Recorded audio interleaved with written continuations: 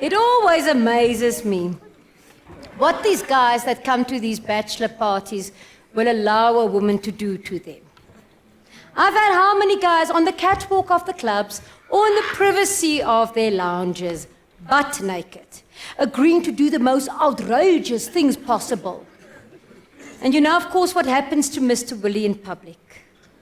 It's at this precise moment that he gets stage fright and dives for cover.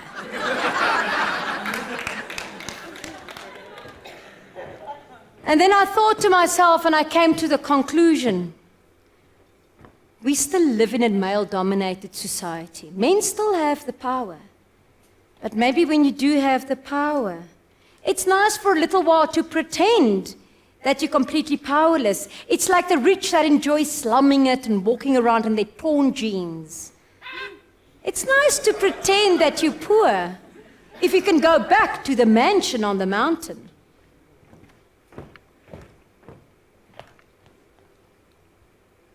He offered me his hand, we shake hands, and he tells me his name. He turned out to be a senior lecturer in biochemistry. 40 years old, focus clear, a dedicated academic and scientist. And there I was, self-sufficient, cynical, a dedicated stripper and part-time lecturer in the humanities. And in love. And to make matters worse, so was he. Well, that's what he told me on our first date. A date we made right outside that chemistry building when we picked up our books. It's an interesting experience to hear a scientist declare his love. We sit in the restaurant and we wait for the dessert. And then he leaned over the table and he took my hand and he said, I'm not quite sure how to put this. Being a man of the empirical sciences with a deep faith in the supreme authority of the rational, as I only stay against the chaos of the emotional, I truly understand that Einstein had a point when he said what can be counted often does not count, and what cannot be counted often counts. I think what I'm trying to say is that I can feel myself succumbing to the abstract feelings generated by the chemical reactions that we call emotion, and to which some people often refers to as love.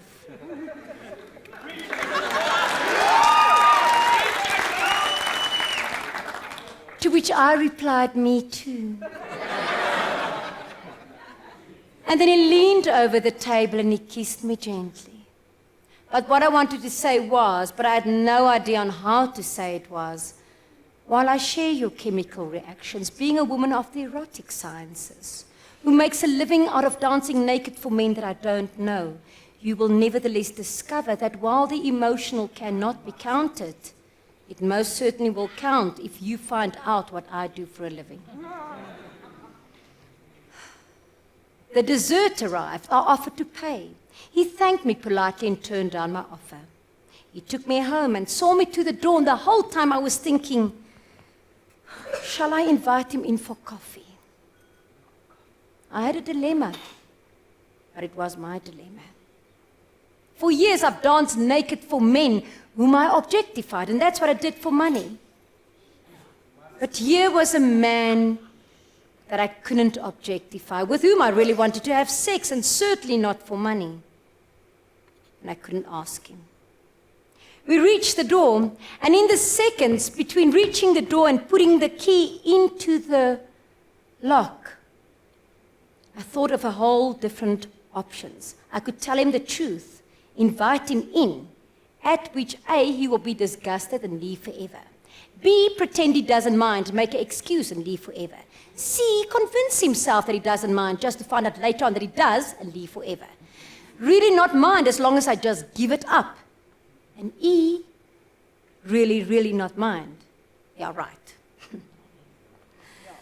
And as it was, I settled for an option that I only thought about when I put the key in the door. Invite him in, go with the flow, and work out how to tell him if he phones me for a second date, which I'm sure he will.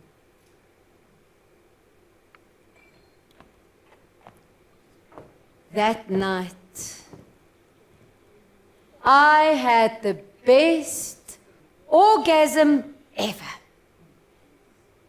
Yes, I know but you're thinking, dream on, baby, you are used goods. You should have told him who you really are, because if he finds out, he's out of here. And you're probably right. But why is it when a woman has sex with a lot of men, she's used goods, but when a man has sex with a lot of women, he's experienced? And why is it when a man gives a woman diamonds and pearls, it's a present of love, but when he's paying hard cash, it's money for sex? The truth is we all need love, we all need someone to love, and we all have our own interpretation of what love is.